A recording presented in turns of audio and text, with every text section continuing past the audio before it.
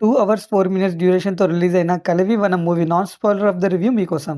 Before that story spoil చేయకుండా జెన్యూన్‌గా reviews తీసుకొస్తాం. సబ్స్క్రైబ్ చేసి లైక్ చేసేయండి. Now coming to the story.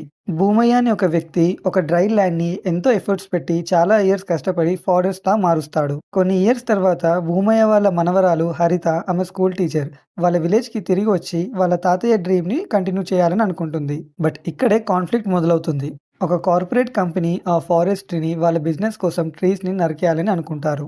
ఆ విలేజ్‌లో ఉన్న సర్పంచ్ కూడా కార్పొరేట్ వాళ్ళకి హెల్ప్ చేస్తూ ఉంటాడు.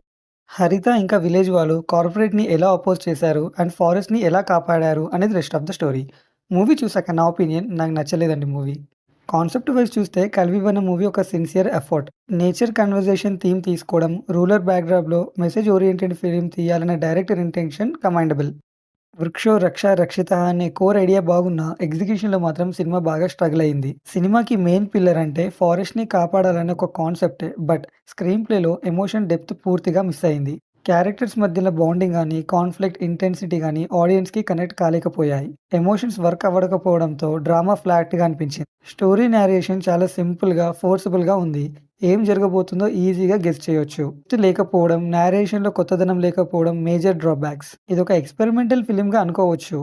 కానీ poor writing and weak direction కారణంగా ఎగ్జిక్యూషన్ దెబ్బతింది. స్ట్రాంగ్ కాన్సెప్ట్‌ని ఎంగేజింగ్‌గా చూపించడంలో డైరెక్టర్ గారు ఫెయిల్ అయ్యారు. చాలా మటుకు సీన్స్ అన్నీ సర్ఫేస్ లెవెల్‌లోనే ఉండిపోయాయి. సో విలేజ్ వాళ్ళు, నేచర్ లవర్స్ డ్రామా ఎక్కువ లేకపోయినా సేవ్ నేచర్ కాన్సెప్ట్ ఉంటే చాలు అనుకునే వాళ్ళు ఈ మూవీ ట్రై చేయొచ్చండి. అండ్ నేను ఈ మూవీకి ఇచ్చే rating 2 stars out of 5. So story spoil చేయకుండా జెన్యూన్‌గా రివ్యూస్ తీసుకొస్తాం. సబ్స్క్రైబ్ చేసి లైక్ చేసేయండి. And thank you for watching.